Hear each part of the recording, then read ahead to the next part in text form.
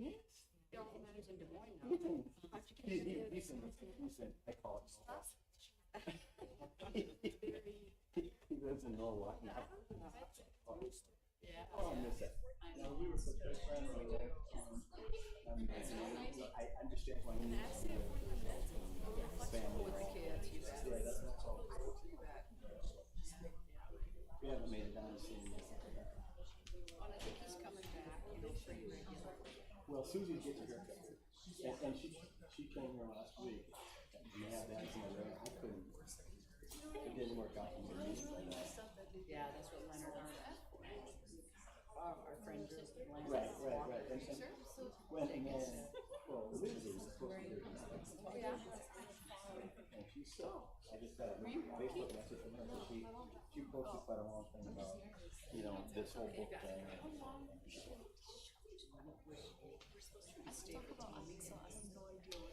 Now, she won't be here for that. Virginia, Virginia. She's on the smallest street. But I'm trying. What is it? No, she's still teaching. Oh, yeah, Eddie's not.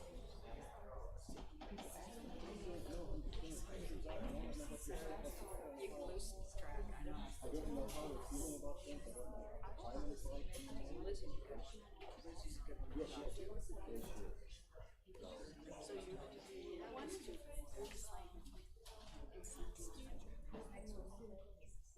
Yes, she is. Yes, she is.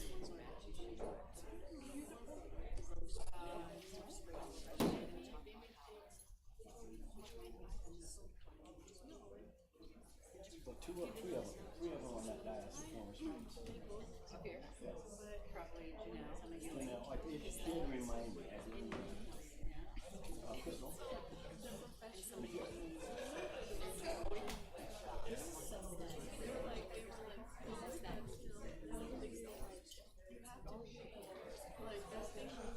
What's he doing?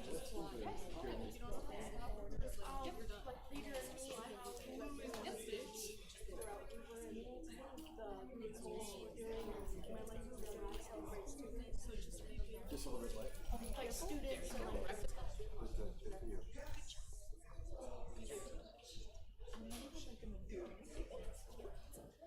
Yeah, just a little, that's just like.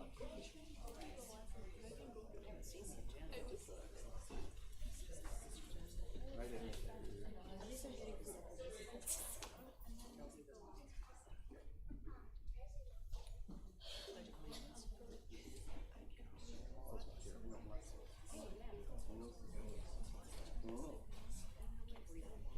I know.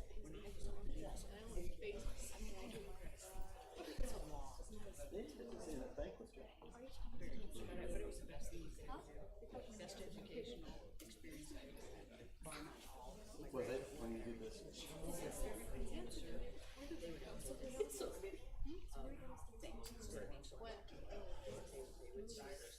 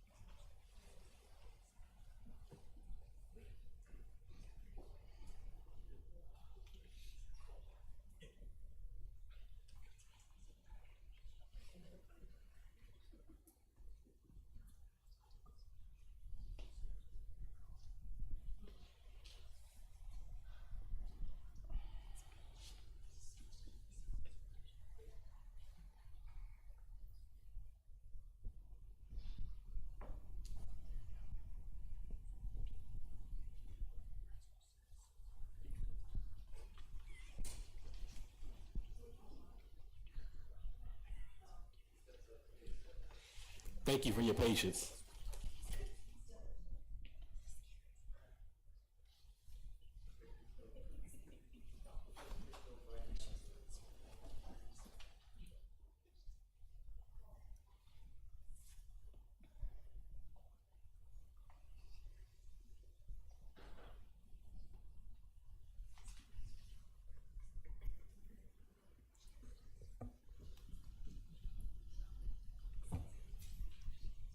kidding me? Your password has changed since the last time you signed in. Your local data is protected by. All right. Don't worry about it. Technology. All right. Let me know when you're ready, man.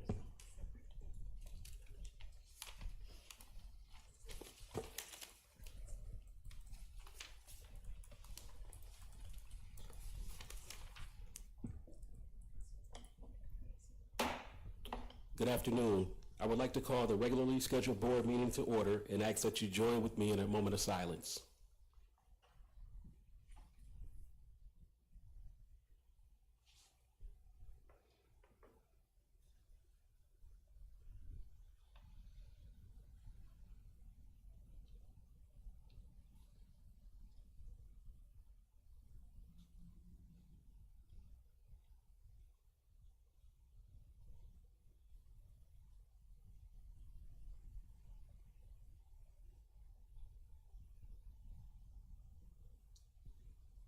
Thank you. And now would you please rise and join in the Pledge of Allegiance?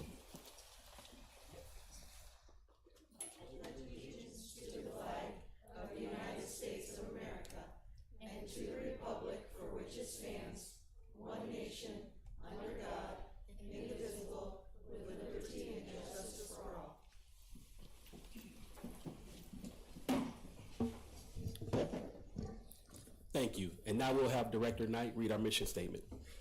The Waterloo Schools will set the standard for urban education by ensuring every student is given the comprehensive support and diverse experiences needed to graduate with a diploma and a plan. Thank you, Director Knight. The next item on our agenda is a public hearing for the 2025-2026 school district calendar. In accordance with Iowa Codes 279.10, a public hearing is required prior to adopting the school district calendar. The public hearing for the 2025-2026 school district calendars will be held on today at 5 p.m. in the boardroom. This notice of public hearing was published in the Courier.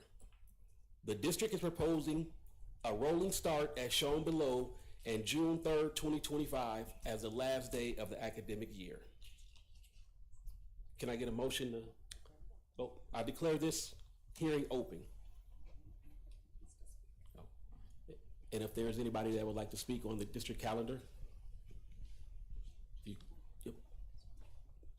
And this is about the district calendar. Understood. Yep. Can you make sure the green light is on and then start by stating your name and address? Gotcha. Yeah, I just really do realize about the district calendar. I'm in favor.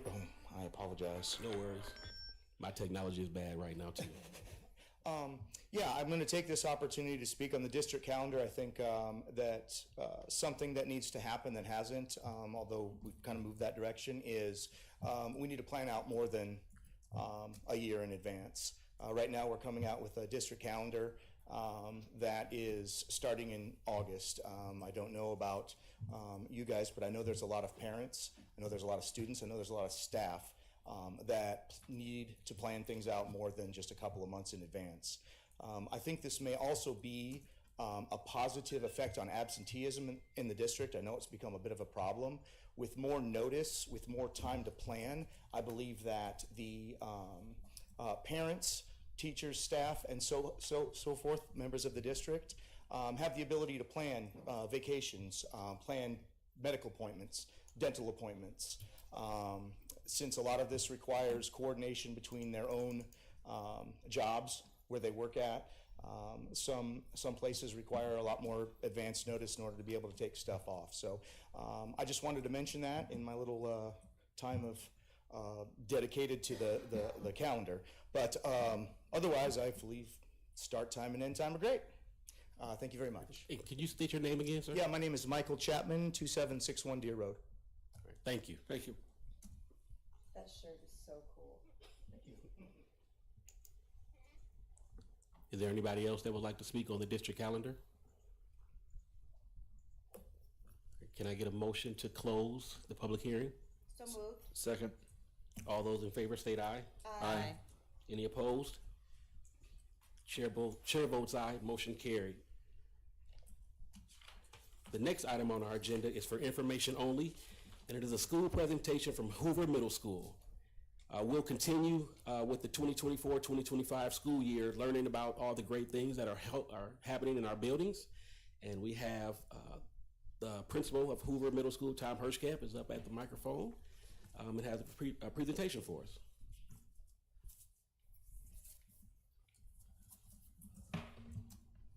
Maybe. All right. So I'm here with some Hoover Hawks, and there we go. So we just recently did our Leader in Me recertification, actually on Friday, and this group of students that we're going to roll up here in front of you were a part of that. And I've never been so proud to be a part of a school than after listening to this lady who just had a chance to meet these people without any adult coaching, really, just talk about the great things they do, and they want to do more. So these 8th graders are like, cool, I'm going to get out of here in a couple months, but our 6th and 7th graders, I just want to do more to serve our Hoover family. And this is our shirt that we had last year. Leadership runs in the Hoover family, and it's pretty evident. And so we're going to roll through this fairly quickly. I'll click through it, but these folks did an outstanding job with representing Hoover, and they're going to do great tonight. So here we go. So first one is Max Lang and Melissa, how do you say your last name? Kaduzevich. So here we go. About student-led conferences, we're going to roll through some student leadership roles, student and staff culture, and then our wigs, our wildly important goal. And I didn't wear a wig tonight. I should have, but anyway. All right, here we go. My name is Melissa Kaduzevich, and I'm going to talk about our student-led conferences. So when we are doing our conferences, it's a time for our teachers and parents to see how we reflect on our classes. So we usually have slides over every class that we do. So we reflect, we make goals, and anything like that's happened throughout the year. We celebrate our accomplishments and find ways to better ourselves.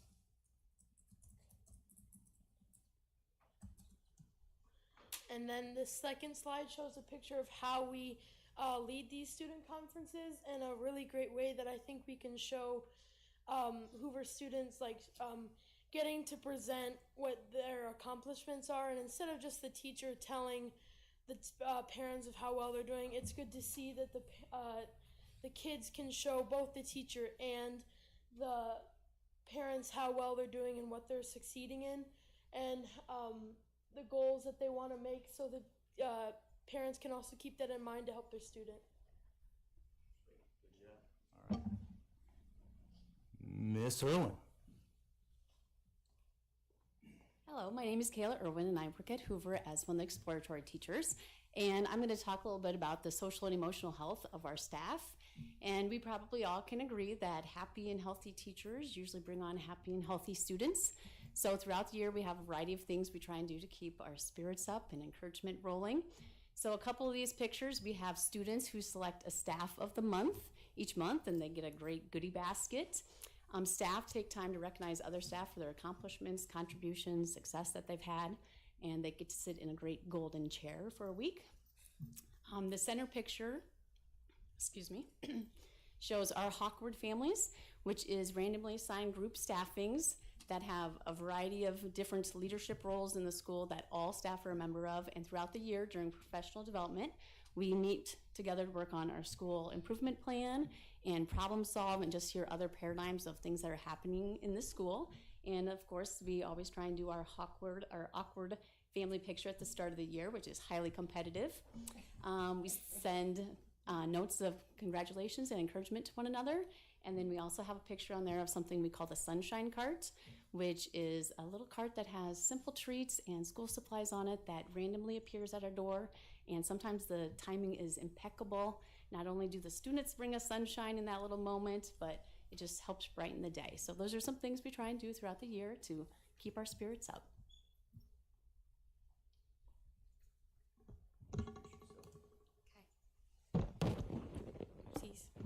Hello, my name is Victoria Mubiba, and I will be speaking about the student culture.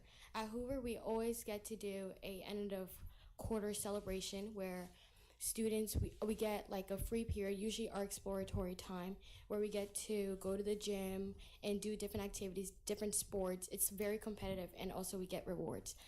And also another thing we do is that we get an academic award, and it's usually just for like, it's like for it's an award that appreciates students and for how much they have worked throughout the year. Like for example, our GPAs, and how there's gold. Gold is 4.0. We have bronze, and we also have silver. We just like to appreciate every student for trying to strive to have a better GPA and to just do their work.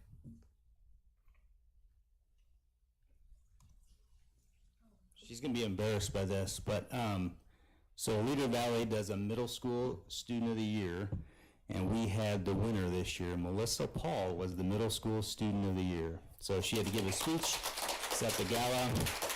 So we told her this was less intrusive, not as big of a deal. So she did awesome. I'm so proud of her. So go ahead, Melissa. My name is Melissa Paul, and I am talking to activities that we do in Hoover. A Student of the Month is a leadership award given to a student. Every month, students are selected by their teachers for demonstrating excellent behavior.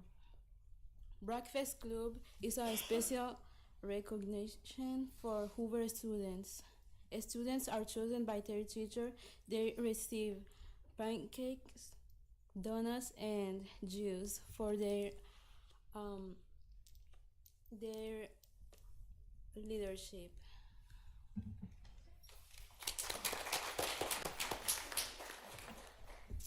All right, and Alyssa, how do you say I can Hopovats?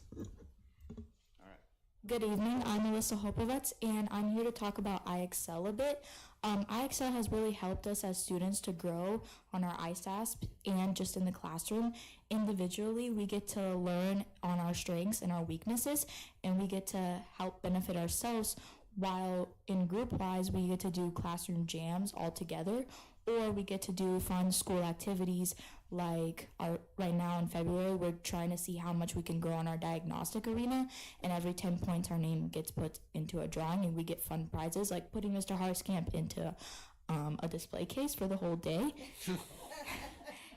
And it really has benefited a bunch of us as students, especially me, because getting to see that growth and getting to see like me growing is just such an exciting part of my school year. Next time, make sure you bring pictures of the. Well, it's right here. So this is last year. So if 70% of the kids get their goal, then I get to be in there for 70% of the day. So the oxygen levels aren't great in that room, but so that's that. Part of this also is our SIP data. We do our SIP check-ins quarterly with district leadership, but we're regularly looking at this with our leadership, and that's what these dots are.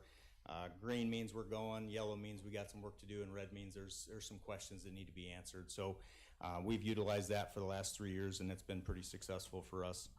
It all comes back to data. Also, when you look at this, so we got some student leadership. We got Adine and Henry coming on up.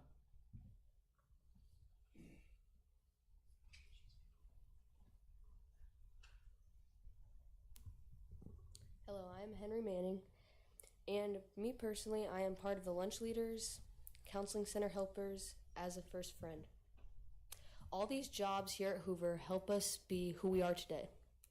All of these leadership roles have an important impact in the Hoover community.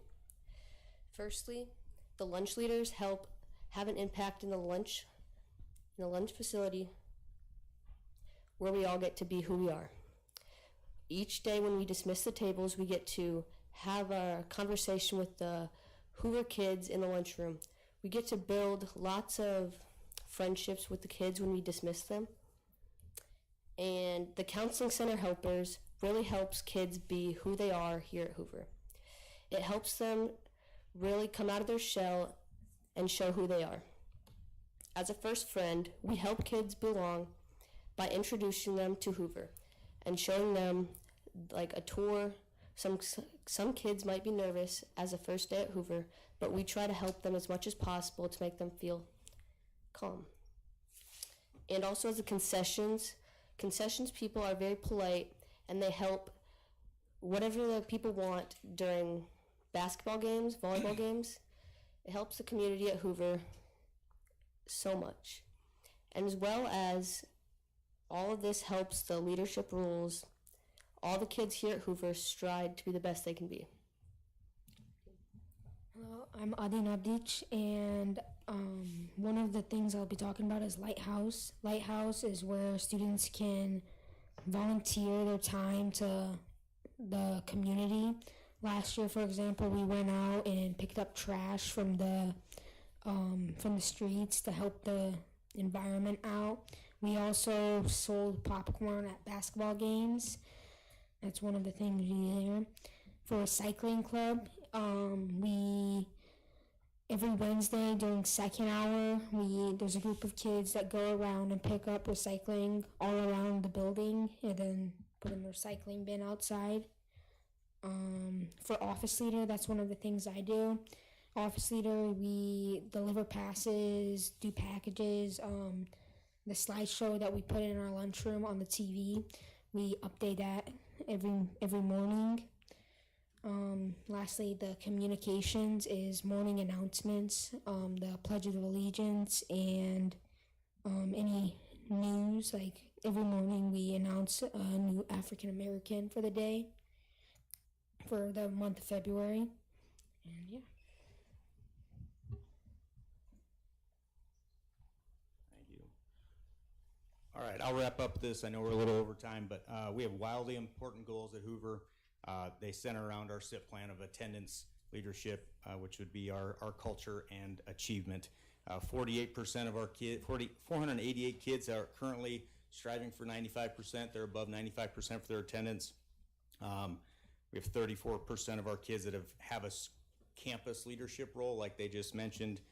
We have one of the traveling trophies. Originally we had 3, so we're going to work on getting traveling trophies right back. Anyway, so and this is something we see have on our TV in the hallway too, just tracking the data and making it visible for everybody. And so like one of our major goals is having everybody get recognized for something, and it's whether it's showing up, being a good person, being a leader, or if it's an achievement thing. So currently 73% of our students have received at least one recognition certificate. I think these guys got a donut this morning for some of their work last week, which was pretty great. And then like right now we have over 30% of our kids that have at least had 1 or 2. So 3,000 positive contacts have left our building to go from our staff to our kids. And so, and that's our vision right there, is we're influencing the world and serving others. And I think for me, it's the second part of this is as important, serving. So, questions? We went over time, I apologize. No, you have plenty of time. Thank you. Can all of the students stand up? Sure. And come toward the front, please.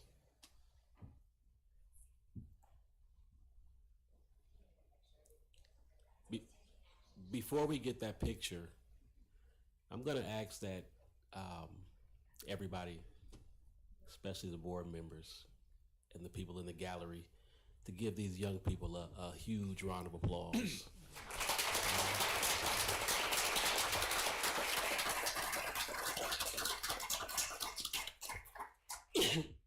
And I did that because, first of all, you guys were also articulate, and what you presented on about being a leader and the programs that you have in your building. But these people that you see sitting up here and those people out in the gallery, you're making all of those people proud. So keep doing what you're doing. We're proud of you. So we'll get a picture with all of the students and Mr. Harshkamp, if you want to step in there as well.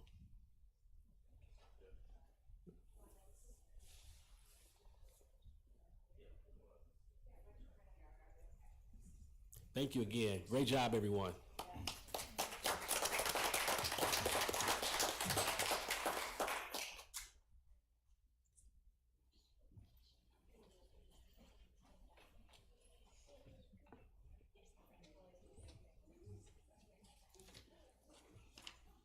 The next item on our agenda is another school presentation from Lincoln Elementary School. Principal Ryan Christopher and his members of his building team will present information on the implementation of letters, language essential for teachers of reading and spelling.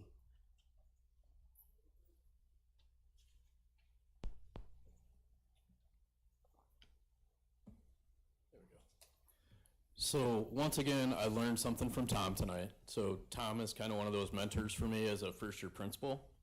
We need to bring students next time. So we'll do a better job of that next time.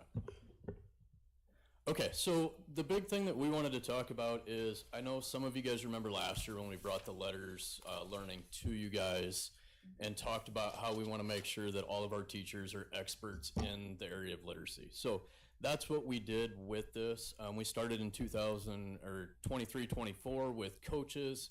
That's what Casey is. She's one of our instructional coaches, title teachers, and our strategists who work with our students with IEPs. This year we're moving that to classroom teachers. So what we want to do is we want to kind of show you how we're highlighting what they're learning and how that's being implemented in the classroom. So for our kindergarten and first grade classrooms, they move from like a word wall to a sound wall. A word wall, Casey would be better at this than explaining it than I will, but like if you think about the letter C and you think about the old-fashioned word wall, you might have the word city, you might have the word chew, and then you might have the word, I don't know, cat. All of them start with a different sound, but they start with the same letter. So we're moving to sound walls to where you're actually focused on the sound that each of those make. We're using the encoding survey, which I believe Pam has passed out to you guys, so you kind of can see that. So after students do the screener, everybody takes the fast screener to see how many words they're able to read correctly per minute, how accurate they're able to do that. Based on that, then we decide which students in the upper grades need the encoding survey. Lower grades, all students take that so that we can really tailor that instruction directly to what the students need. We're really focusing on changing our instruction. So Casey will talk a little bit more about that phonics lesson plan template. That is also a sheet that you guys have there. We kind of pared it down since our teachers are just learning about this year. So they're getting a chance to toe dip and they're collaborating with teachers who have done it in the past. So our title teachers and some of our strats.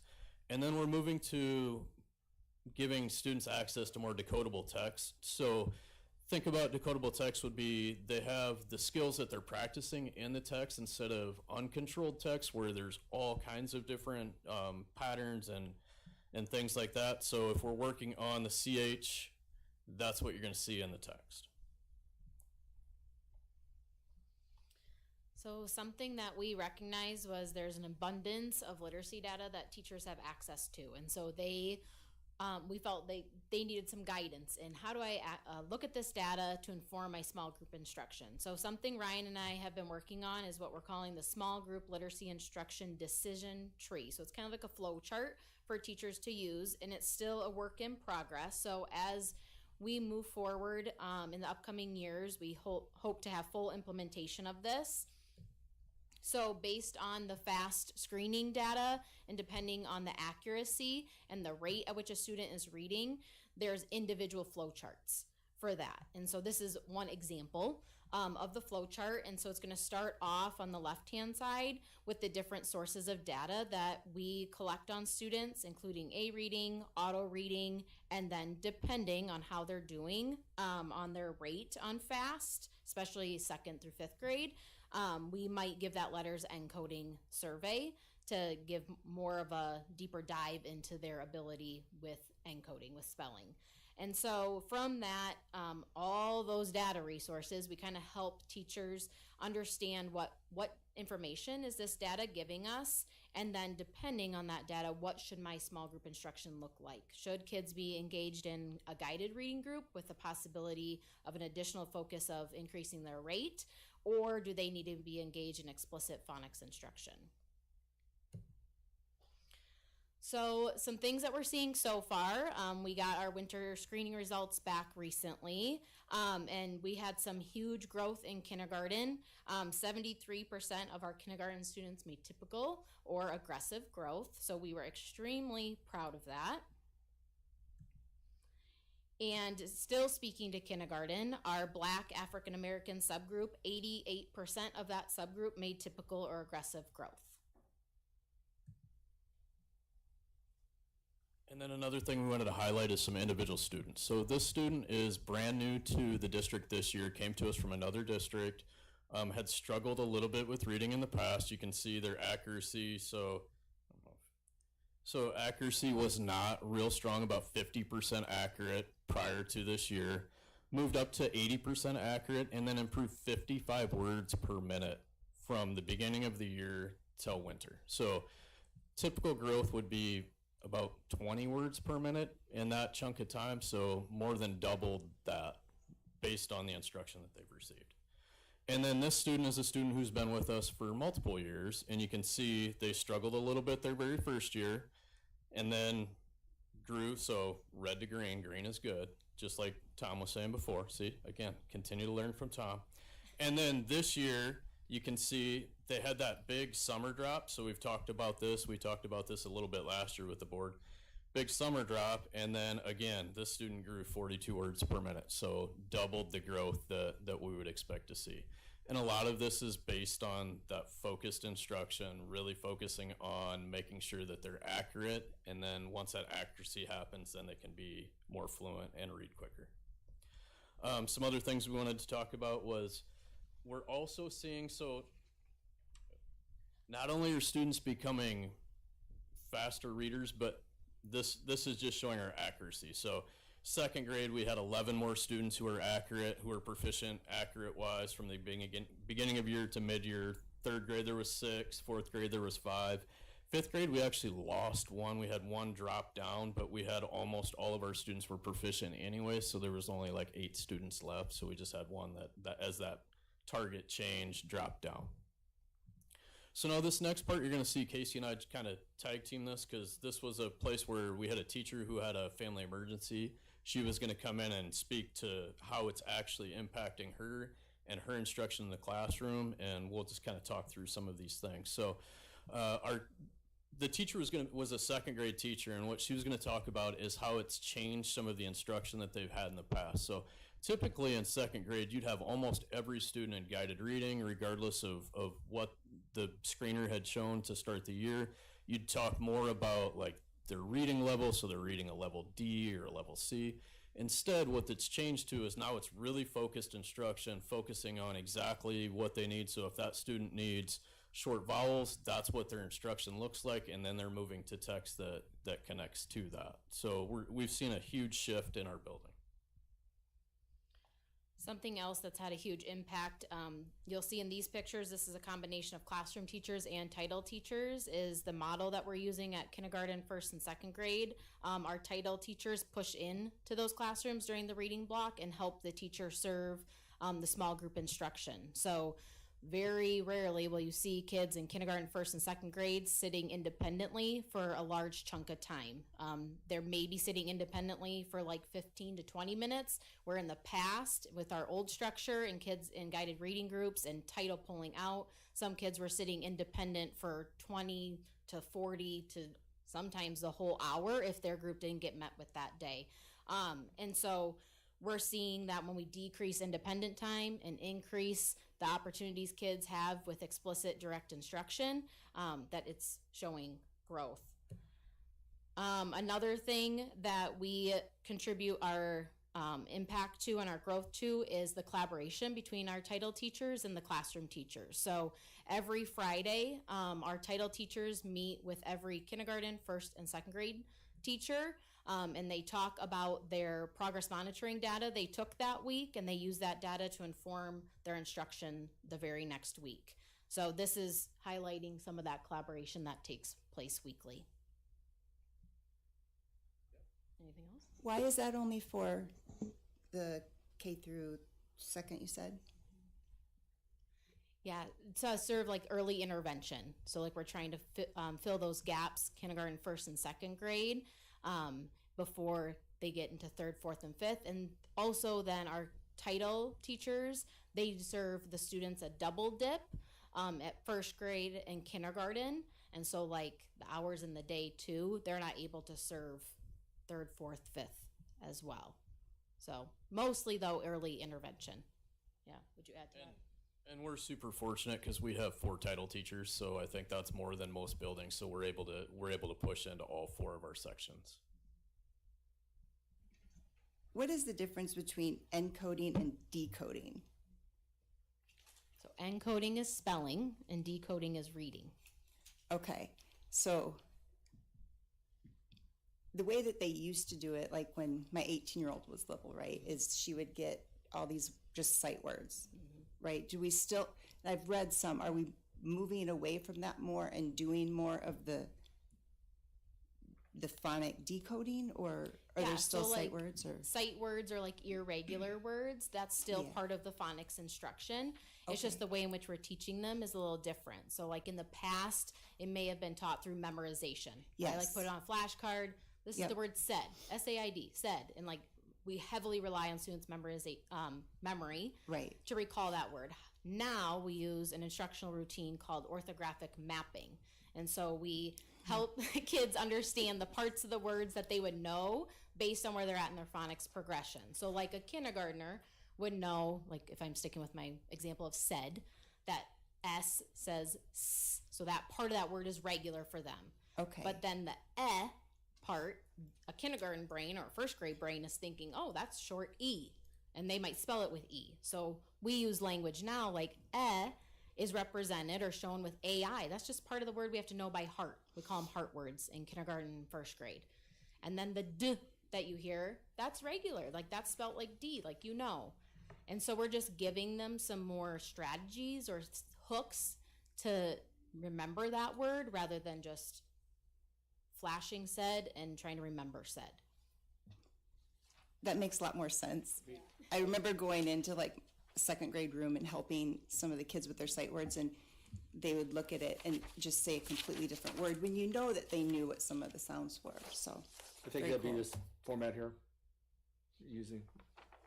Say that again? That's what you're talking about, this format here? Yeah.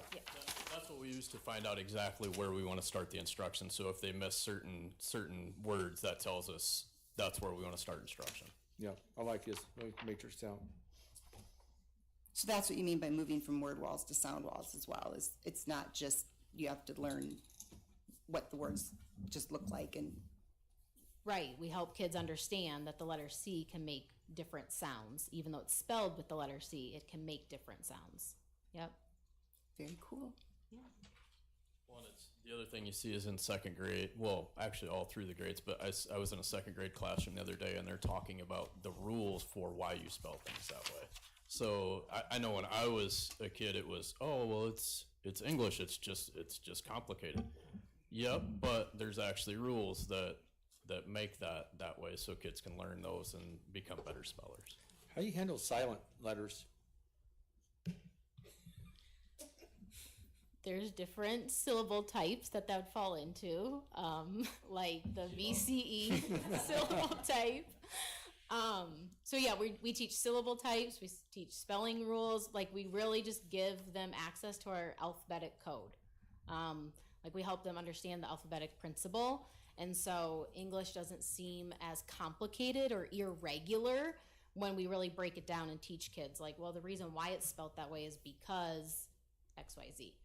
Can my dad come back and join? Like, this stuff is hard. Yeah. It really is. Teachers learn some of the spelling rules. Yeah. Oh, that's why you spell that way. And we're learning right alongside that. Right. Well, and your fifth grade results show. So, I mean, you could see, like, yeah. You got something, Ryan? Go ahead. Nope, I was just going to tell you guys thank you. Oh. Appreciate it. Are there any more questions, comments? Thank you. Thank you all. Thank you. Appreciate it.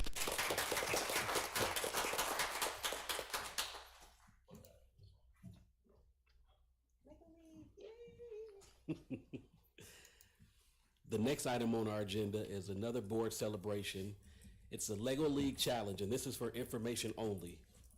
This year's Lego League Challenge season has wrapped up, and while the Waterloo schools did not qualify any teams for state, they had a successful year of learning. District STEM coach Aaron Sell, along with some Lego League participants, will share some information about their innovative projects Hello, I am Erin Sale. I was just thinking while I was sitting there, I think this is the 5th time I've come and talked to you, and 4 of those times are about Legos. So I feel like at some point, much like the elementaries, when I walk in, you're going to be like, it's the Lego lady, because that's what they call me at all the elementaries. So yes, we are just excited to have the opportunity to celebrate our Lego League season. This year we had 25 total Lego League challenge teams in the district. I believe the most we've had before as far as challenge. That's 204 students that were able to participate. And that would be all 4th, 5th, and 6th grade students is who that's open to. So I do have some Hoover students here with me. And then we hosted a qualifier event again, as you guys know, and I believe, Esther, you were able to join us for a little bit as well. Thank you. In January. So all of our teams either went to the qualifier event in Cedar Falls in December or the one that we were able to host with rescheduling it. We are incredibly lucky to continue getting as many volunteers as we do, thanks in part to Waterloo Schools as the bulk of our volunteers, and John Deere. We usually have a lot of engineers that come out and volunteer. We've had retired teachers that come back, retired ESC employees that come back, and our judges. So we're very grateful for the community and support that we get to be able to hold such a large event. We had 36 teams join us this year from across the state, so that's the most we've had before. Usually it's 16 and we do a half day and 16 in the PM, but 36 all day long. So busy day, but still just wonderful and a great opportunity. And then I believe all 3 of you went to John Deere last week, yes? Yep. And so 3 of our teams were also able to go to John Deere PEC on Thursday last week to celebrate Engineers Week. Just another opportunity for them to share their robot and their innovation projects that they came up with during the season. So I'm going to turn it over to these ladies so they can introduce themselves. You can ask them any questions. And then we are also hoping to take you out to the game table to see some of the missions. They brought their robots as well.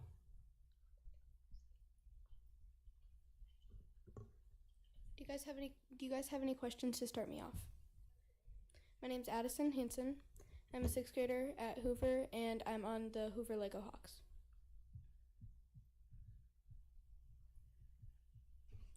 What is this your first year in Lego League? This is my 2nd year. I was on my elementary team school.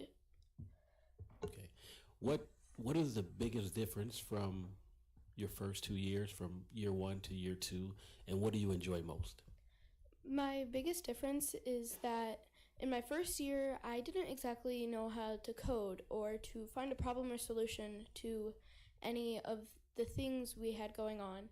And in this year, I was one of the main people who handled the robot, and we kind of just split off and really worked really well when we came to teamwork.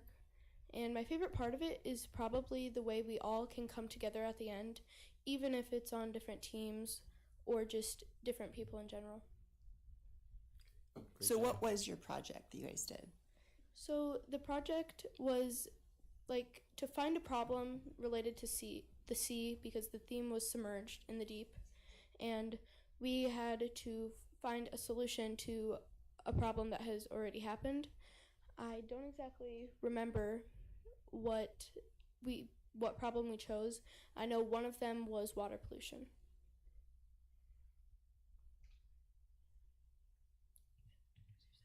So how many missions did you guys do with your robot?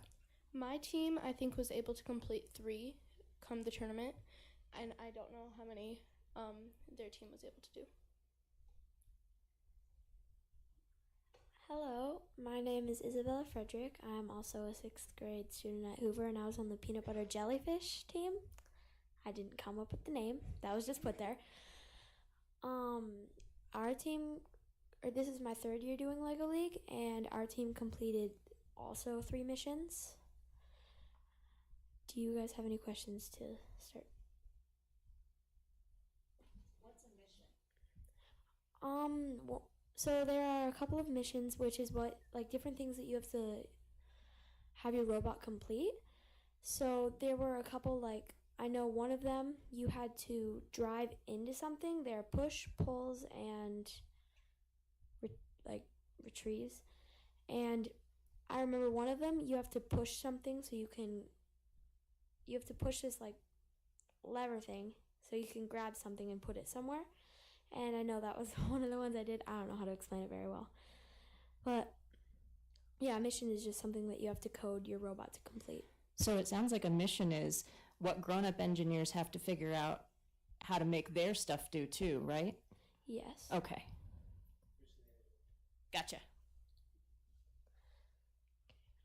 So did you do coding then too and work on project, like who did what? Well, these two were on a different team than me, but I was also a coder and I sometimes helped with the presentation whenever I could. It took me a while to finish the coding because we had a lot of random problems come to the competition. So I helped with the innovation project and the scripts and stuff whenever I could, but mostly I was working on coding. What do you enjoy most about Lego League?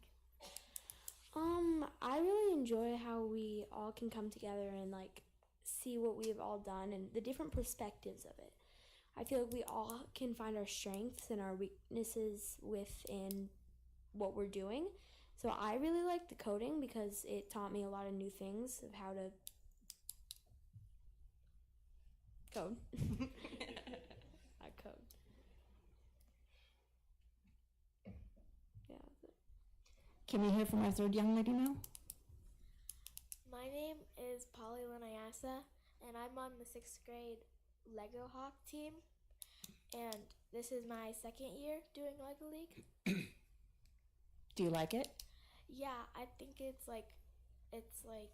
really interesting, and you can like learn a lot of things from like not only other people, but what you see and like what other people do. How did you get involved? I mainly worked on the presentation, but sometimes I tried to help out with the coding whenever I could. Oh, I meant how did you hear about it? Oh, I was in Lego League for elementary, and they talked about it, and they said if you wanted to sign up, you could talk to this specific person, and they would you had to fill out a form, and then if they thought you were good, they would put you in. Yeah.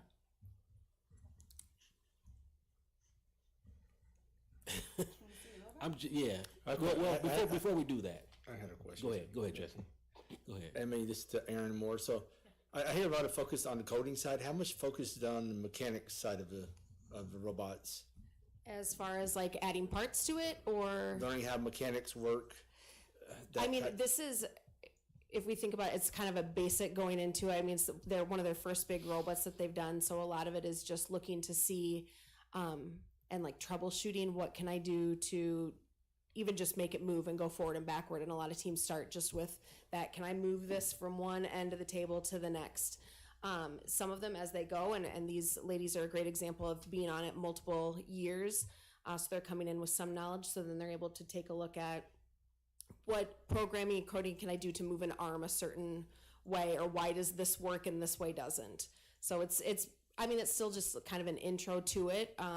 Our hope in also having this as 6th graders at Hoover is that they get years of experience, and then they are ready to move on to an FTC team and have the bigger robots that they are building from scratch. It's not a kit that's coming, yeah. Yeah, I just want a lot of focus on coding and software in the world, but we still need people to learn the mechanics of it. So that's so important too, because you can code all you want, but if mechanics aren't right, it doesn't go. Right. So. And I know, when we sit down and I talk to coaches throughout the season and anybody that's new to it, we also you heard them here about the innovation project. A lot of times, the robots are what you see, and it's those big tables, but about 3/4 of their score is from their innovation project and how they work as a team and their core values. So sometimes I think it's easy to put a lot of time into the robot, but really how they're working together and how they're solving problems and what you do when you come up to something that's not working, and how they're researching and sharing and being brave enough to get up in front of people that they don't know. That's like the amazing thing that is Lego League. So I was going to say, before we go outside, I was going to say the same thing. And I'm not that old, but I'm going back to my I'm not that old, my early intermediate days. And as a sixth grader, it's not even I know I was not that mature. Mhm. I wasn't that articulate. I wasn't that poised. Mhm. And confident. And I also didn't. I know I wouldn't have jumped into something like that, knowing what I wanted to do, or would take the initiative to do it. And they seem to start it a little earlier. One young lady said she started 2 years ago in elementary school, but just to and I seen that with all the students throughout the district. I seen some elementary schools had some Lego League teams there, and everybody was so mature. And the teams that weren't participating were cheering others on. So just the whole atmosphere. And I was trying to tell my son, that's why I went over there. I was trying to get my 8-year-old to enjoy it. Yes. Just to get him involved. But I made the comment of, this is some of our students' lanes.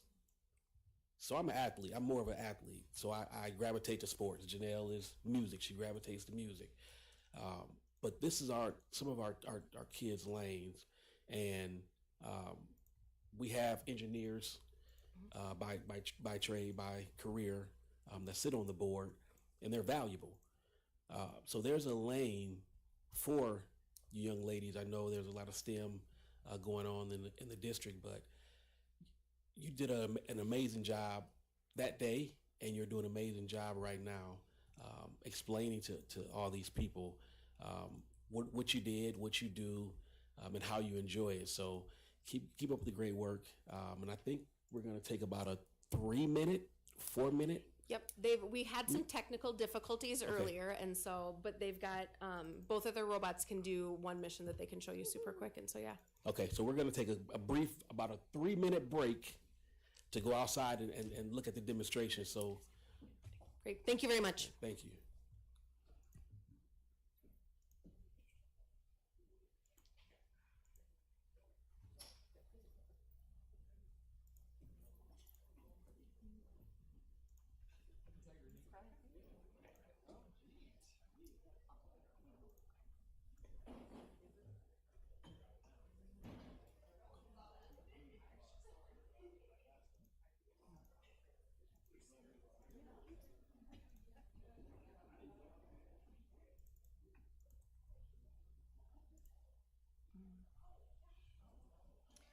All right, off we go.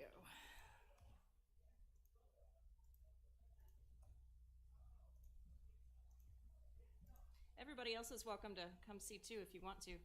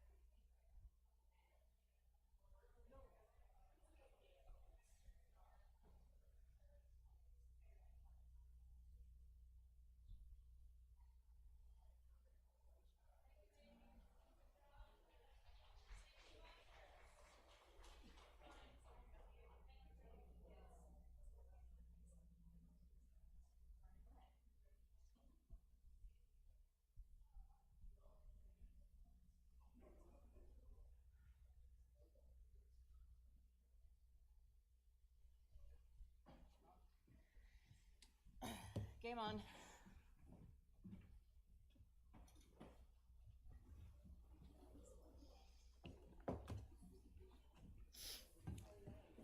Stacy, you want to pull the door up, please? Or JT? Oh, I guess Jared. Yes.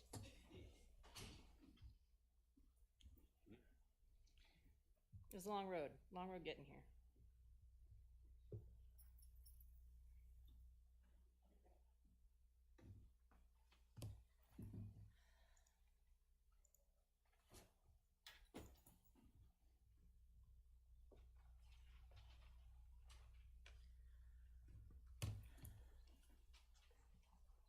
Yep.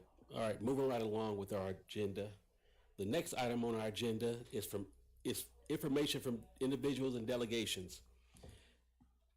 This is an opportunity where those who wish to address the school board may do so. Please keep your comments to 3 minutes or less.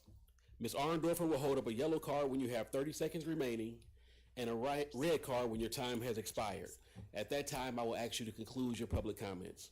Please also try to keep your comments respectful and constructive. We're all here with the goal of trying to help our students. Please also avoid criticizing the job performance of specific employees of the district. Personnel matters are confidential and must be handled through the proper channels and not in a public forum. Finally, we provide this as an opportunity for public comments, but it is generally not a back and forth discussion, especially for items not on the agenda. At times, we'll try to help with answers before or after the meeting, but we must proceed with our board meeting agenda items. With that said, I would like to invite anyone who wants to address the board to step up to the podium, make sure the green light is on, and start by stating your name and address. Hi there. My name is Denny McCabe, 165 Berkshire, Waterloo. At least three up there know me or remember me from way back in the day.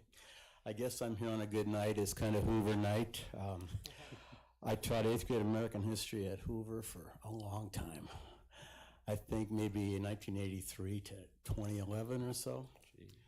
And it's probably my experience teaching American history in the Waterloo schools, especially black history in the Waterloo schools, that brings me here tonight.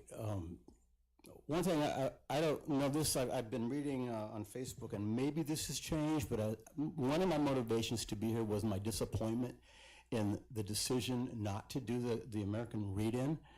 You know, I think that was, I understand the political pressure and all that's behind that, but it seems a shame to back out of that for whatever reasons that may have motivated that decision. I don't know.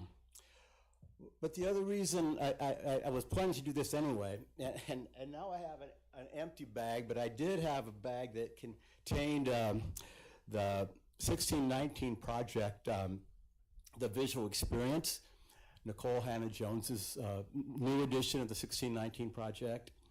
And back in, I think, 1989, Nikki Hanna was a student of mine at Hoover. And I've been so thrilled to watch her success. And I thought one thing I can do to celebrate Black History Month, which, you know, the appetite for seems to be waning, but I thought I could dedicate a copy of that book to the Hoover Middle School Library. So it was convenient that the Hoover administration happened to be here tonight. So thus the empty bag. I gave them the book and hope that it'll be on display at the Hoover Library. So that's why I'm here. Thank you for your time. Thank you. Thank you.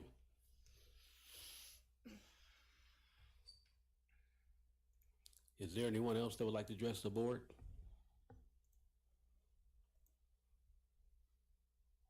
Yes, Michael Chapman, 2761 Deer Road. I'm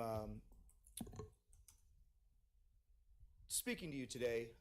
We just received a updated notice to bidders on the Waterloo High School project. I have two concerns or suggestions. The current notice to bidders does not include any targeted small business goals at all. I was really kind of hoping that maybe after our last discussion, maybe some of that could have been added, but that wasn't in there. My second concern actually has to do with timelines. The most recent notice of bidders looks like the bid documents have once again been delayed by our architect Envision, and looks like they're going to be hopefully released on March 6th by end of the day. However, the bid date is shown as April 3rd. That's less than 30 days to compile bids for a $165 million project. I'm not sure how familiar you may be with the bidding process, but generally a prime contractor selects main subcontractors, electrical contractor, mechanical contractor, a structural contractor, who then select sub-subcontractors and to perform different portions of the work, who then enlist materials providers and so on and so forth. Now, generally, as that goes downhill, there's time taken up there, maybe just a day or so. If you're going 5 levels down, though, that's 5 days of the bid process that's already gone before you even get notification. I feel that, and the reverse works on the way up. The prime contractor wants the bids, a couple of days before the subs. The subs want it a couple of days before they need to give it to the primes, and so on and so forth. So in order to effect a good bid that's on time, a subcontractor or a supplier may only have a couple of weeks of time to get this information together. What I would propose is that we extend the bid time. Let's give some good time to this project, as it's a very large one. It involves many moving parts, and unfortunately we're subject to an architect who is running a little bit behind on things. I feel that might also be the case moving forward. So I would just direct, as we need to change the bid date anyway, that we maybe give it a little more time in the future, 45 or 60 days of time to complete a good, thorough bidding process. Does generally have a tendency to lower the overall bid amounts as well. So thank you for your time. All right. Thank you, Mr. Chapman. Thank you. Is there anyone else that would like to address the board this evening? Seeing none, can I get a motion to close? Oh, yep, that's for information only. We're rolling. All right, that brings us to the next item on our agenda, the consent agenda. Tonight's consent agenda consists of 5 items. Item 1, approval of minutes of the February 10th, 2025 regular board meeting. Item 2, personnel appointments and adjustments. Item 3, bills due and payable and bills paid between board meetings. Item 4, set dates of public hearings for the 2025-2026 proposed tax levy and 25-26 budget certification. And item 5, line of credit from Farmers State Bank. Are there any items that board members want to see removed?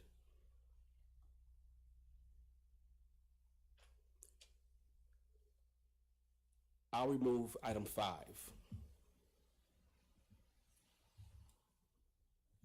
Seeing none, could I get a motion to put item 1, 2, 3, and 4 on the table? So moved. Ewing? Second. All those in favor of approving items 1, 2, 3, and 4, state aye. Aye. Any opposed? Chair votes aye, motion carried. That brings us to item 5. It is the superintendent's recommendation that the Board of Education approve a line of credit from Farmers State Bank in the amount of $10 million to assist the district in short-term cash flow management needs. So moved. Second. Thank you. I just wanted to pull this highlight. I know I had a couple of questions asked to me, and I gave some misinformation out earlier today, and I wanted to clarify it. We have taken out this line of credit in the past, and last year it was $7 million, and I think I quoted $6 million. So I wanted to be sure that that I made that correction. So this is something that we've done in the past. Nothing to be alarmed of. I don't believe we used 1 red cent of it last year during that time. So this is just something that a cushion, if ever needs to be, just having that available. So that's the only reason I wanted to pull this. And it has happened, or we had it last year. So, JT, do you anticipate us needing to use it, or is it just there? Really, the main purpose is as we receive our large property tax installments in April and in October. So as we're coming upon our March 15th payroll, we want to make sure we are fully covered before we get that large installment. So if we use it, it won't be up to 10 million. I can tell you that. When does this happen? The banking institution would like a board resolution first before they put the agreement in place. Okay. And so they want it, that's why it's on the table for tonight's meeting. And then it would be just simply. Yeah, we would start initiating an agreement at that point with the terms listed here. Okay. and we don't receive it. It's just there if we need Correct. it. So. Did I also read with this? You're looking at what, just quick line of credit, and then 30 days later, whatever the amount you use. Yes, you're right. Yeah, if we utilize any of the line of credit, it would be paid back within 30 days. Again, it's just to bridge that timing gap of when we receive the property tax receipts. Yep. So I think one thing that it would be good for the public to know is just from the standpoint, just kind of explaining, you know, the reasoning behind this. I mean, I think that's something that I know I got a few calls from constituents about this, and right. I rather. Yeah, I think if you go back to in December when the auditors were here and they reported on the financial condition of the district, I think they indicated the fund balance decrease of over $20 million, and there was an associated cash decrease at that time from in a year's time, over $20 million decrease. So our cash position has deteriorated quite a bit in the last year, and so again, we will have enough cash to pay our bills. It's just, again, it's a timing issue right now from when we get our property tax installments. All right, ready to roll? What is there? Like, what kind of interest rate do we get on it? But I mean, not that we'd ever have to pay it, but is that what you? Yeah, it's a line of credit, so unless we actually use any of it, no interest would be. No, I understand that. I'm just out. There has to be terms in place, though. If we do have to utilize it, it's based on the national prime lending rate, and in right now in February that's 7.5%. Okay. So again, if we do utilize it, it would be paid back in a short Before period, that time. in a short period of time, so the interest would be limited. Okay. But again, if we do utilize it, there will be a minimal interest costs Got for ya. that. Yep. Okay. All right, ready to roll? So all those in favor of approving the superintendent's recommendation state aye. Aye. Any opposed? Chair votes aye, motion carried. That brings us to the next item on our agenda. Item 11, summer work-based learning proposal. It is the superintendent's recommendation that the Board of Education approve the summer work-based learning proposal as presented. So move. Second. And we have Jeff Frost, our Executive Director of Professional Education, to give us a little bit more information on this. Thank you, Mr. President. I was just here, as you remember, at our first board meeting back in January, and per your guidance and per some updates from other groups, we actually took the proposal that I presented to you back in January, back to our counselors, to our administrators. We got more guidance from the DE, the Department of Ed, and we've come back with what I would say is our final proposal for summer work-based learning plan to be enacted for this summer here. A couple things about it. If you look at this here, it is, I would say, much tighter. We did listen to the input from multiple groups there, And I really think if you look at it, we kind of answered the what, the why, the when, the how, and the who. There are 5 definite learner outcomes and expectations. I think we have a very robust evaluation process in place. And I think we also have some definitive dates that will take place when the board approves this, if the board approves this, beginning on March 3rd with our survey out to our students here. So I think everybody on the team felt very comfortable with it and thought the input that we received and the guidance that we have has created a strong document. And I think it's going to really meet the needs of our students and also help us with our post-secondary readiness component within the state report card there. So with that said, any questions from the board?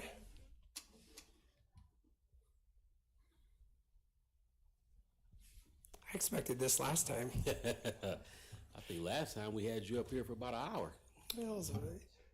I'm going to say it's because Lyle's not here. Yeah. Definitely going to blame Lyle.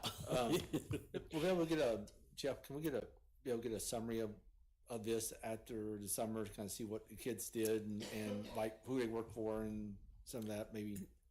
Absolutely. I'll make sure I pass that on to Amy Meehee, and she can get you that guidance after sometime. I think August 26th is the day we kind of looked at, or maybe after Labor Day when she'll be able to compile all the data of how many kids participated and earned credit in that. But absolutely, you'll get a report back. I can guarantee it. If not, I'll text Just won't be for me. If not, I'll text you and let you. Okay, I know you will. All right, all those in favor of approving the superintendent's recommendation state aye. Aye. Any opposed? Chair votes aye, motion carried. As always, thank you. Thanks, Jeff. Thank you, Jeff. Have a good night. The next item on our agenda is the 2025-2026 school district calendars. It is the superintendent's recommendation that the Board of Education approve the 2025-2026 proposed school district calendars. So moved. Second. And looks like Crystal, yeah. And looks like I know we are having a rolling start this year. You want to talk a little bit about the calendar, or you and Amy? So what you're any special? Yeah. So what you're seeing here is kind of the same we followed this year, with a few little differences. So we went back and forth when you look at the start date, right? So the start date is the 25th there. What we talked about was this year we had 3 days before school started with our staff to give them some time to prepare, to have the meetings, to have our all-staff celebration, to prepare in the rooms. The feedback we got was that was not quite enough time, so we went back to 4 days, which has been past practice. This year we tried 3 and then we went to 4. So that's one small change. Looking still in August, the feedback we got was very positive on building in 2 early outs on those rolling start days. So we continue that work on the 25th and 26th. One thing that our staff really liked, and the feedback was very positive, was 2 full weeks of winter break. So you can see that's the case. We talked a little bit about, do we have staff come in maybe on the 22nd of December or come back maybe on the 2nd, but the feedback was that the full 2 weeks allowed for family and staff to create some, to have some vacations on either end or the full time, but just gave them some options for vacation. We changed a little bit in terms of where conferences fell, both first semester and second semester, but both those dates fall on weeks that were preferred by our staff and the feedback within the committee.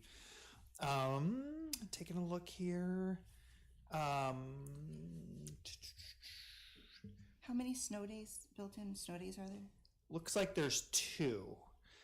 April 6th and May 11th. So that's a really good question, Stacy. So it actually came in handy this year. We just announced just last week, or maybe a couple days ago, announced that we'll be using those 2 built-in snow days this year because we've had 3 snow days.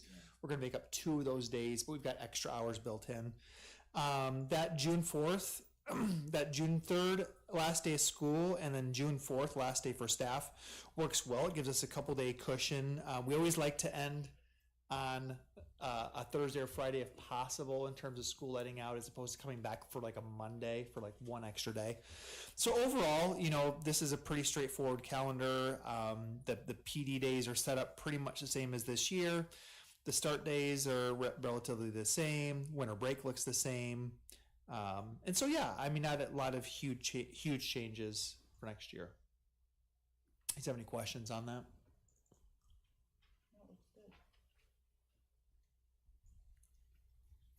Any questions? The only thing yes. The November conference date. The only thing I don't care as much about that is that you end up having essentially 5 days off in the month of November instead of putting some of that into October and spacing that out. Because basically, you don't hardly. You got the first week, you're barely settled into a 3 day week. Come back for a couple weeks, and then now you got another short week that you, with having 3 days off, you may or may not get a good attendance on those 24th and 25th. Like you got extra day off, or people are going to pull kids to take out a full week off instead. It was unheard of when I went to school. You'd ever take a time off of school, but it's different now. So to me, it does seem like that there's a little bit of limited instruction time in November because the way it's spaced out versus when it was October, it kind of pulled out a little more. So I was not in the meetings, but I have a theory. Or Sam, you want to speak to it? Okay. Yep. So that was something that was discussed when we had the calendar committee, and so that was open to any employees that wanted to be in it, and we met at the end of January. We had 40 plus staff members that were part of that, and the conference piece, the big question was the October date that we had previously was maybe that third week of October. And the response from staff was that, hey, we haven't seen the kids enough to give you a real good idea of where they're at, what's going on. It ended up being more of a meet and greet a lot of the time if they didn't meet the teachers at the beginning of the year. The November date felt a little bit better this year. It did feel like it got pushed a little bit late this year. So the piece where we kind of came back to was that first week of November seemed to hit both those marks a little bit better. It let you get through the end of the first quarter, really get to know the students where they were at, but also on what you're saying, Jesse, is trying to keep it away from conferences a little bit too. One of the options was even, I think, a week later than it is, and we pushed it up to that first week in November. So it was trying to balance out the feedback that we got from teachers and anybody on that committee to find the right spot for it. As a parent, I would appreciate that because at least you have some grades then coming in after that first quarter, because a lot of times you go in and there isn't a lot of data yet, to see. So, yeah, I mean, I understand your concern with being close to other stuff, but as far as like the feedback that I'd get as a parent, it would be, it would make sense. Yeah, I think of like staying engaged. When you have a lot of time off, you get disengaged. And I don't know, I mean, the high school conferences are good, in my opinion. The elementary conferences always, because you're one-on-one with teacher. I haven't seen the value yet in middle school conferences yet. Because you don't meet with every teacher. You meet with their homeroom teacher essentially, and they may or may not even have their students. Yeah, but did your kids do the student-led conferences? Yeah, but still, if we went to one time, and the teacher, well, it's your kids seem to be doing good, but I haven't had her in class yet. Oh. So I mean, they can't really provide any true feedback to me on how they're doing in each individual area, like a regular secondary conference would be. I mean, that's like the point of bringing like the artifacts that they present, right? I mean, that was my experience with my kids as teachers who were that they would present artifacts from other teachers. But it's assuming the teachers understand the artifacts they're showing. If they don't know the student, they really don't know. Yeah. It's just looking, this is their file. It looks good. Well, sometimes there's meaningful conversation to understand where their gaps are in their learning or their stuff. Yeah, and I appreciate all that feedback, and I think that one thing for us to think about, and I would encourage especially all of our families, that if you ever have or in doubt a question about your student's performance in a specific, especially when you get into secondary, it makes it a little more challenging because they have more teachers. Mm-hmm. Please reach out and set up those conferences. They are willing to reach with you and talk with you. We have some here I know right now. So I just encourage our families that if there are some questions about some grades and specific content courses, set up a time to connect for sure. Because you are correct, there are student-led conferences where they'll read through their artifacts and explain that from a student side, and that's, you know, some of the leader in me that we have in certain spaces. But again, just a plug to reach out to your teachers if you have questions about specific content area too. So thank you. I don't know if we were supposed to, but we would also like just go around to the other teachers, and if they didn't have anybody in, a lot of times they would just like let you say hi and say how they were doing. I don't know. Was that not what we were supposed to do? Well, it's too late now. If you I know, want. right? You're kind of, you Just gotta- trying to get the idea out. I think that's great. I think that's advocating for your student, so.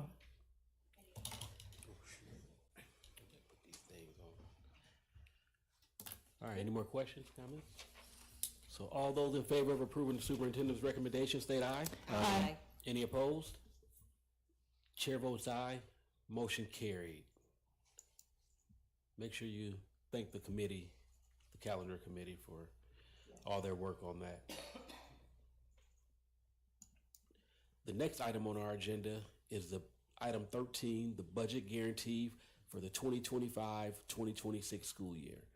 The superintendent's recommendation that the Board of Education levy property taxes for the fiscal year 2025-2026 for the regular program budget adjustments as allowed under section 257.14 Code of Iowa. So moved. Second. And I think this may be JT's first time being on the spot. Yeah. Yeah, so if you can give us a little bit more information on this. Yeah, so the largest piece of our budget is calculated with our enrollment times, what's called our district cost per pupil. And each year the legislature can decide how much our district cost per pupil can increase. We call that supplemental state aid. It used to be called allowable growth if you've been around a long time. Right now, the governor's proposal was a 2% increase. The Senate is agreeing with the governor at 2%, and the House is at 2.25. Long story short, no formal agreement has been reached at this point. If they can't come to an agreement, then it reverts to zero. So if it reverts to zero, then Waterloo and pretty much every other school district in Iowa would probably be on the budget guarantee. So Wait, what's that mean? On the budget guarantee? the budget guarantee is what we're approving tonight. So basically, the Iowa code allows a 1% increase in your regular program from last year. Okay. Barring, you know, if you have an enrollment decline or the supplemental state 8% is low. So that's what we're approving tonight. If it were to go below 2% or revert to 0%, we would then be on that budget guarantee. And in order to get that spending authority, we need this resolution to pass. So it's more precautionary than anything. I'm confident that they're going to agree to 2% or more, but it hasn't happened yet, and we just want to cover our bases right now. So it's just best practice to do that. And again, the hope is that we won't have actually get to that point. Any questions? Does it have, when it says low allowable growth for the SSA, so what is the threshold then? Is there a specific number? For us, if it's 0%, we will just barely be on the budget guarantee. If 1%, because we had enrollment increase, we actually wouldn't be on the budget guarantees. Really, is if we hit that zero mark. Yep. Has there been a year recently where there was zero SSA? It hasn't been recent, but again, if you realize significant enrollment decline, that could also put you on the Right. budget guarantee. Yeah, So, I was just trying to.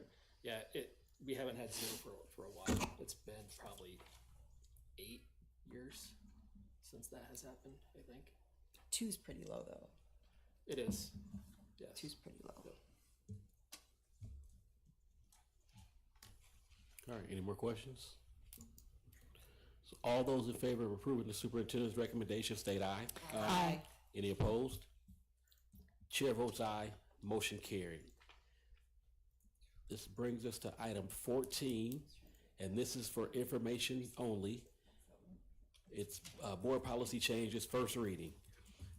The following policies have been reviewed by the DL District Leadership Team and the Policy Review Committee and are being presented for first reading. Item 102.0, equal educational opportunity. Item 401.01, equal employment opportunity. Item 401.06, limitations to employment references. Item 800.0, objectives of buildings and sites. Item 801.01, buildings and sites long-range planning. Item 801.02, buildings and site surveys. Item 801.04, site acquisition. Item 802.02, request for improvements. Item 802.03, emergency repairs, recodification only. Item 802.05, buildings and sites adaptation for persons with disabilities, recodification only. And item 804.04, asbestos containing material. Are there any? Well, okay, so I just had a couple questions. I don't know if maybe we can just take this back to look at in policy review again, because I wasn't able to come when we did this one. So 102.0, the equal educational opportunity, the third paragraph where it talks about is also policy of Waterloo Community School District to provide programs, activities, curricula, blah, blah, blah, that basically reflects cultural diversity of the United States. That one is not in the ISB, and I love that that's ours, but I worry that that's not going to be continued to be allowed based on like the Dear Colleague letter. So do we go forward with it the way that we have it now and then go back and fix it again? Or so there's that, and then there's also on page 53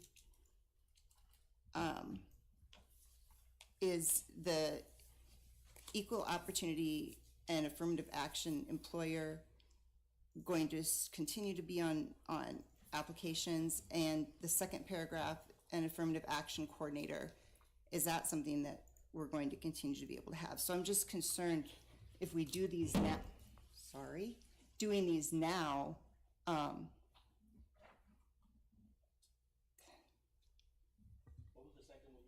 What was the second one? You mentioned the second one I'm looking at is the equal employment opportunity one. So it was the second paragraph of that one and the fifth paragraphs. So these are things that are important to our district. I just don't know if they're going to continue to be allowed based on laws coming down above us. So do we just continue to go forward with it now and then go back and change it, or do we look at it now? Like, what is the timing for this? So we can certainly pull them off and await any type of legal advice on these. We are meeting tomorrow and going to discuss, what we need to do as far as policies and that type of thing. So we can pull it off and bring it back to policy review after that, or we can leave them on there for now, pending what we learn tomorrow, and then go from that as far as whether it comes back for approval at the next meeting or not. So I would just leave that in your guys' hands. Ooh, I did it too. As to how you would want to proceed. If we would prefer to just take it off completely, take it back to policy review and have further discussion, or just leave it on there for now and see what we hear in the next few days as well. What do you guys think? I think if those policies are important to us, we should leave them on and assume that they're going to stay strong. Can we, for It's only now, the first leave them reading. on, but it's only the first reading, so we'll Yes. have Yes. There's 2 another weeks. chance. Yes, so we're meeting tomorrow, Wednesday, sorry. Meeting on Wednesday just to discuss some of this and get some legal advice as well. So we can certainly leave it on there for now, and pending what we find out at that meeting, make a decision at that time as to whether it comes back for final reading, for second reading at the next meeting. And I want to be clear, these are not things that I do not want in these policies. No, absolutely. At all. That's that. And I love that the third paragraph in 102.0 is in Waterloo's policy. I think that's beautiful because it's not in ISBs. It's what is important to Waterloo schools. Just trying to protect what's ours. So are you okay with? We'll leave it, yeah. Okay. And I think that makes sense since we've all read through it once already. Yeah. Okay. Yeah. And we'll have enough time in between. Yeah. If we need to make any changes. So that was just for information only. I got my technology working now, so let me pop back. Good time. It took a while. Like I said, that was the first reading of board policy changes, so that was for information only. And that ends our action items for the evening. And now on to the superintendent's report. Yeah, great segue there, Stacy. Appreciate you bringing that up. So we do just a couple updates for the board. We do have a meeting this Wednesday. We've been drinking through a fire hose. Is that what you say in terms of the the actions that we're being asked to do in terms of the DEI work? I appreciate Mr. McCabe for coming here and advocating. I was in your class back in the early '90s and remember some of the activities that you had us go through. We went through, and some of the learnings really memorable, and enjoyed my time in your class. So thank you for. So I appreciate you coming in tonight, but that's high on our priority list. And again, we're still trying to interpret. I shared with the board. We had a meeting with, I want to say 20 of the large school superintendents last Friday to try to interpret what the DEI guidance is. It's still a little murky for all of us, and that's why we are having this meeting. I think I alerted the board, but Stacy, Aster, and Crystal, we've all invited you to come in hopefully this Wednesday for 90 minutes or longer to try to interpret and we are also going to have legal counsel there with us as well. So I'm hoping between district leadership, legal counsel, the advice we receive from other districts, and then our group here, we'll be able to determine how we move forward in terms of our positions, the different committees that we formed, all those things, which I do feel like we've done a really good job with. And so trying to figure out how we can continue to best meet the needs of our students and our staff while also following the guidelines and operating within those parameters. So appreciate you bringing that up. That was something I wrote down that I was going to bring up, was this Wednesday we do have that meeting. So just so people, in the community and then our board knows that's coming up. Probably the other hot topic clearly has been budget. And I just want to give this group an update in terms of next steps. We're working around the clock trying to figure out how we're going to go about, working towards meeting the budget needs moving forward. I want to remind the people in the audience and people watching at home that this is actually a 3-year project we've been working on. I realized that it was just recently shared via the media, KWWL and the Courier. And that's because we are looking at some staffing positions that ultimately may need to be reduced. It's unfortunate, but I do want to remind everybody, and we will clearly, it's very unfortunate, and we're clearly doing the best we can to try to take steps that are not necessarily going to impact staff, but more looking at programming, more looking at attrition. We offered an early retirement package, which helped meet those needs. So I guess what I want people to know is that this is not something that has just happened right now. We started having these conversations a year and a half ago. Coming to this year, we actually reduced $5 million from the budget through a number of different actions, which was reducing the number of instructional coaches, reducing the number of nurses aides, reducing our budgets in a number of areas. And so while it comes as maybe a little bit of a surprise to the public, internally, this is something we've been working on for a year and a half. So I want to remind the board that, I want to remind the public of that. But in terms of next steps, I feel really good about the collaborative process that we've used thus far. In the last month, we've had dozens of meetings revolving around the budget to try to best come up with a plan that really impacts as few staff as possible. Just 2 Fridays ago, we had in this room, we had all of our principals, secondary and elementary principals in this room giving us, we encourage them to advocate for their staff. Hey, what do you absolutely need in your buildings as we're looking through these budget reductions? They gave us great feedback in terms of, hey, and really protected the teaching staff as much as possible. We have WEA leadership in here. That came through very strong in their conversations, was how do we really protect our teaching staff as much as possible? And of course, all of our employees are very valuable to the district. But our focus has been, how do we protect teaching staff? How do we protect those closest to the students?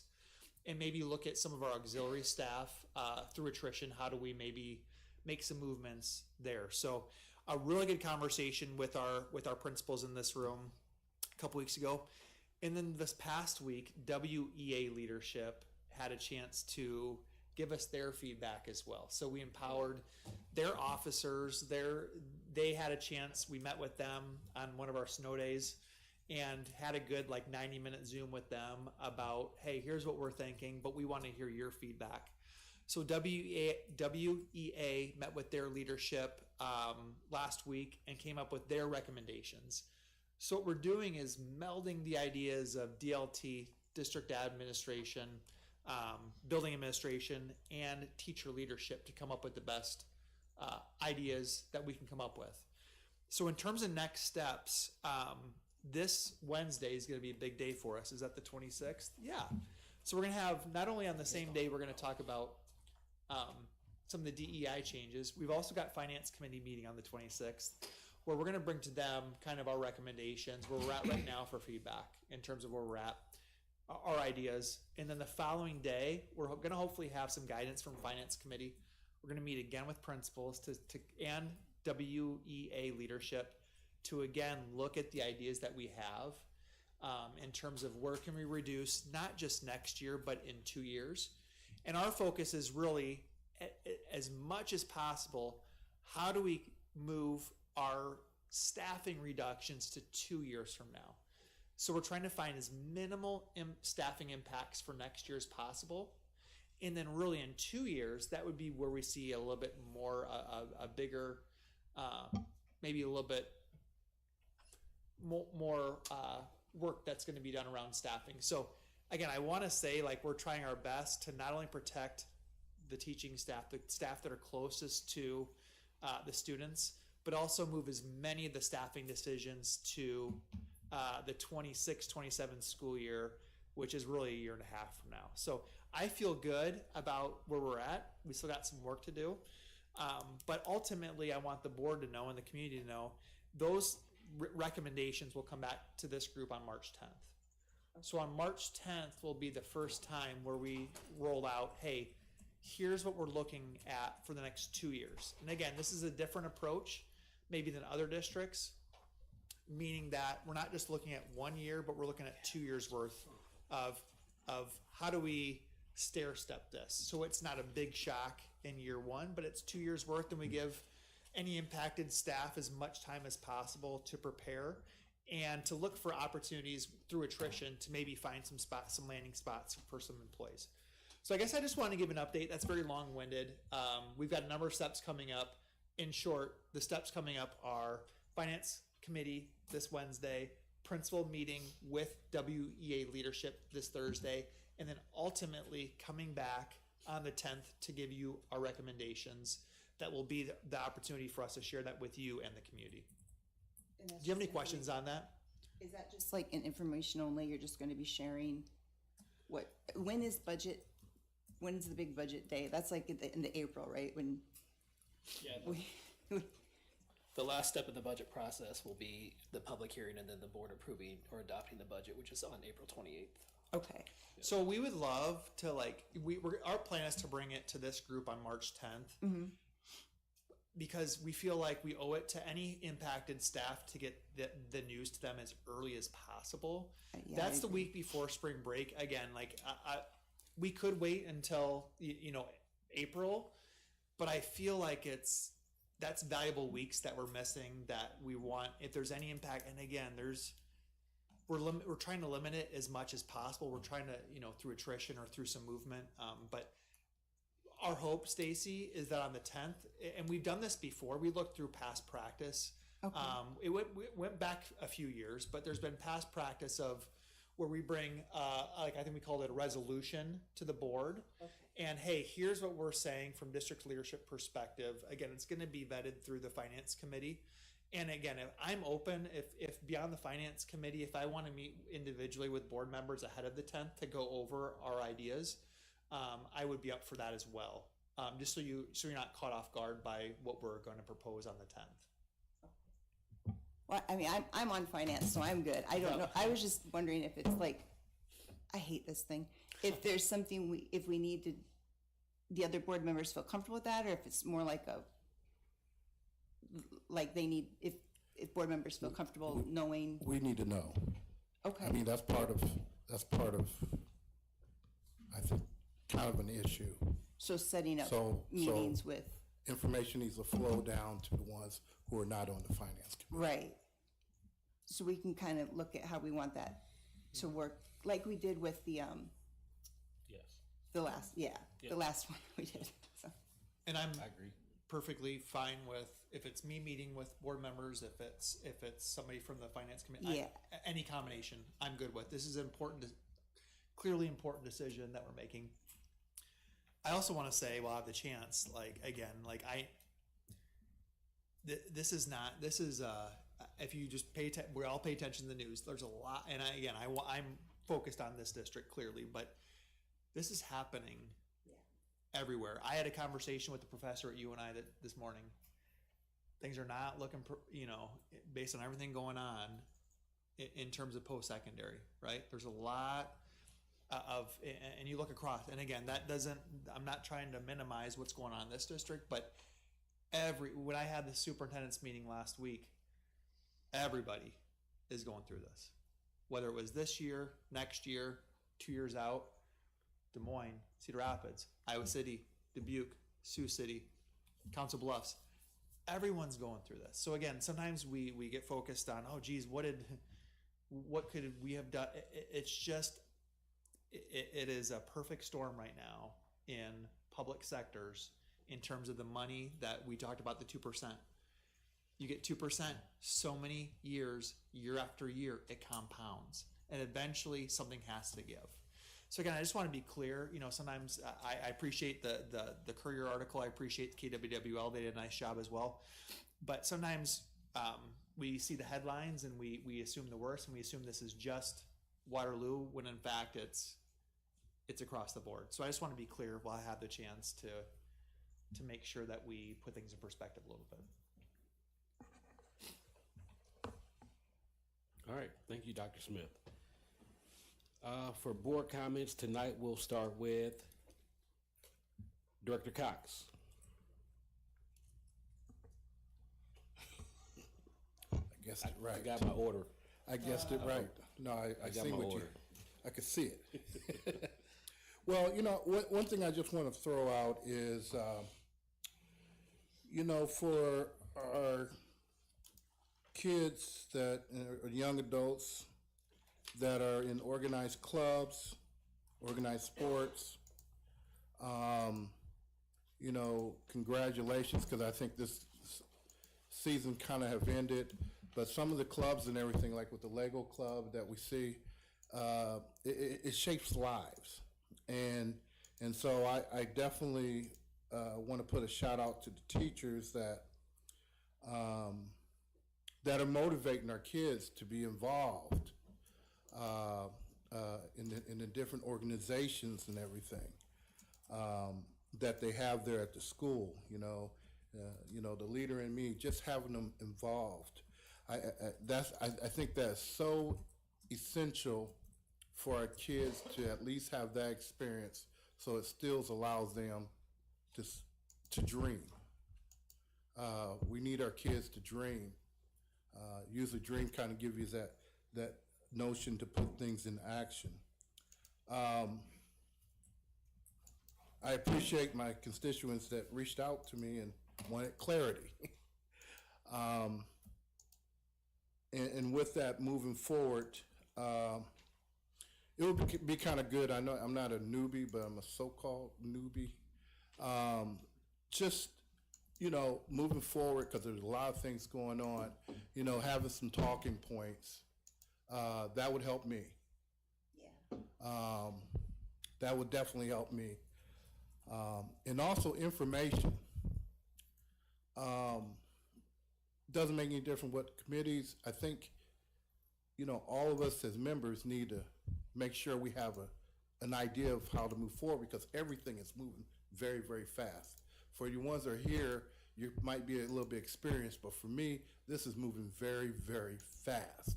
So communication is key amongst us.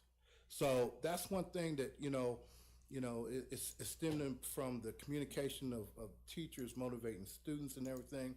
I think we as a board and also as a district moving forward, let's make sure our communication, because there's a lot of moving pieces going on. There's a lot of information and misinformation.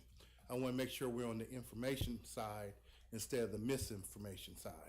So that's what I'd like to say, and moving forward. Thank you, Director Cox.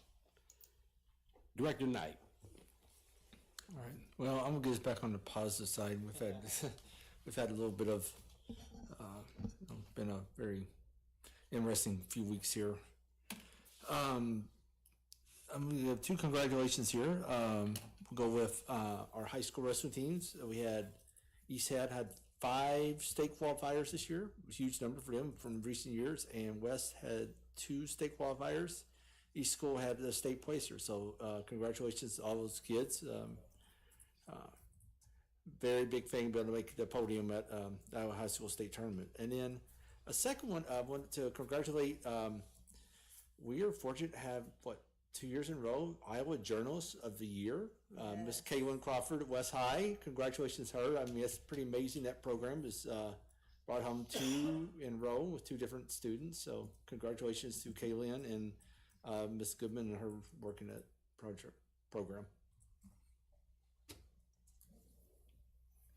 Thank you, Director Knight. Director Matlock.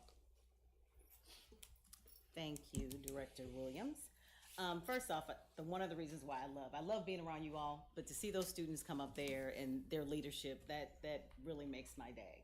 But I do have 2 things I want to talk about. Don't want to bring the mood down, but this is my life, and I would like to speak about it. The first thing that I want to talk about is labels. DEI, diversity, equity, and inclusion, LGBTQ+A, at-risk, students with disabilities, 504 plans, IEPs, English language learners, all these are different labels.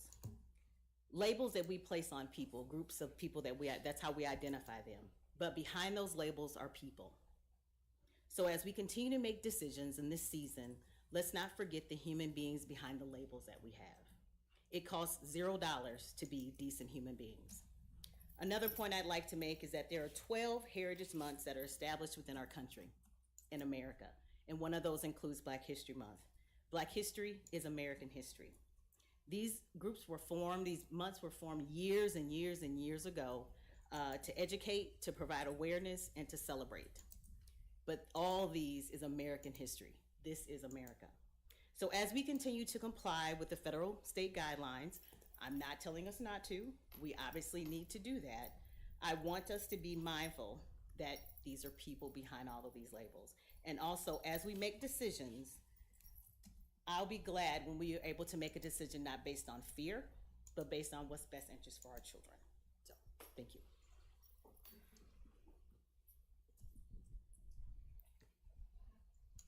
Yeah. Thank you. Thank you, Director. It sounds like you were in my head at my 4 o'clock meeting. Thank you, Director Matlock. Director Ewing. Okay. First of all, East High Band concert coming up in about 7 minutes. Y'all can get there. You've got plenty of time to get there now. So yeah, congratulations to those kids. Congratulations to the West High Jazz Band and their featured soloists at Talkhorn Jazz Festival. I'm very excited for them. They did a great job. I agree wholeheartedly with everything you said, Director Matlock. And I thank all of my teachers, including Mr. McCabe here, for what we do well here in Waterloo schools, which is we teach children not just the facts and the history and everything like that, but we teach them how to think. We teach them how to make decisions, and we talk to them about learning what they're thinking when they're making decisions and preparing them for life. And I think that we do that a lot better than a lot of other districts that are in our same situation and maybe some better financial situations than ours. So thank you to the teachers. And during this time, when we're talking about these things, these DEI things, Black History Month, these are great times to keep doing that teaching of thinking and teaching of why you make the decisions that you're making and why we make the decisions that we're making and being engaged and involved in our civics. So thank you, everybody. Thank you, Director Ewing. Director Mills.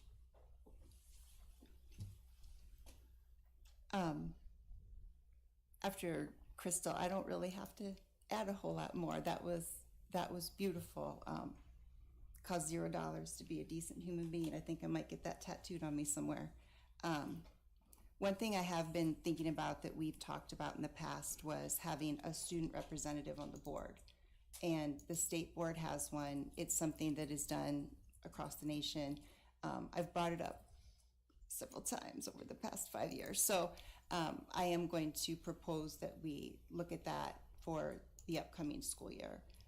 I don't know what it looks like as far as who would work with the student, but I'll see what the rest of y'all think. But I would like, I'll figure out how to do it to get it onto policy review or whatever. So otherwise, I want to encourage people to read the Dear Colleagues letter that came from the Department of Education. If you have any confusion about why we are so, why we're dancing around so many things, read the letter. Thank you. Thank you, Director Mills. My buddy's not here today, so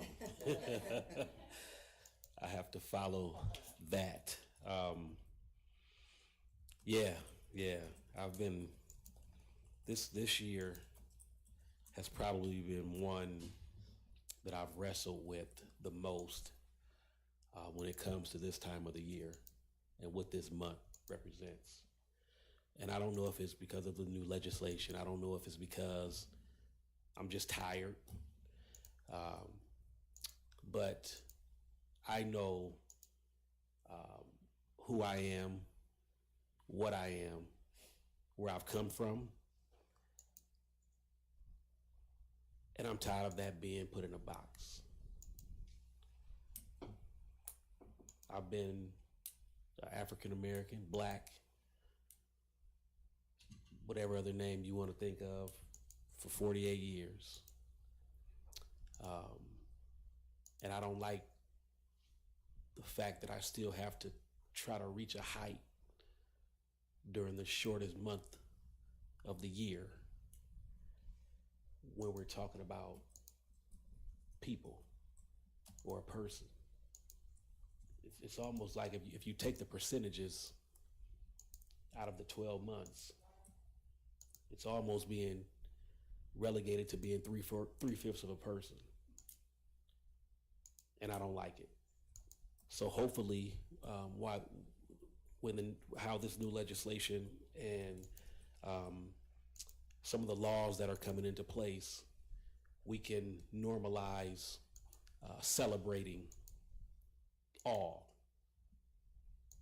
And Director Matlock said it better than I can ever probably say it, because she's a lot more articulate than I am. But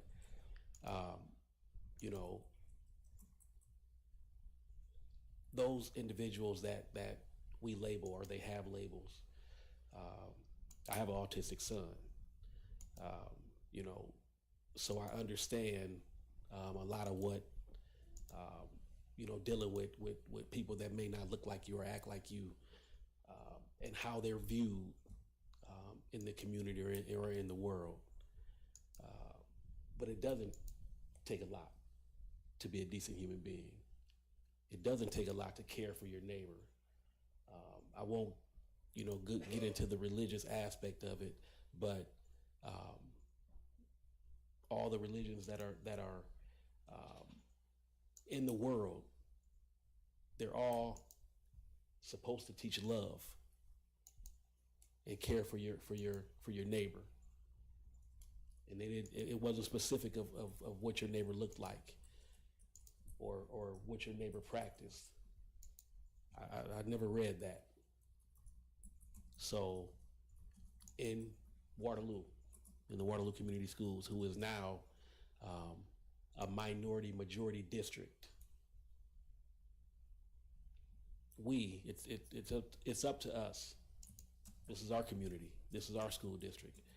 It's up to each and every one of us to be kind to each other, to work with each other, to let these children know that look up to you, that come into your buildings and in your spaces on a daily basis, the things that aren't right. I'm challenging my colleagues that don't look like me, and it's not just a race thing, but it's a challenge that it's important that everybody spreads the love. It doesn't have to come from somebody that looks like me. Okay, there needs to be allies out there.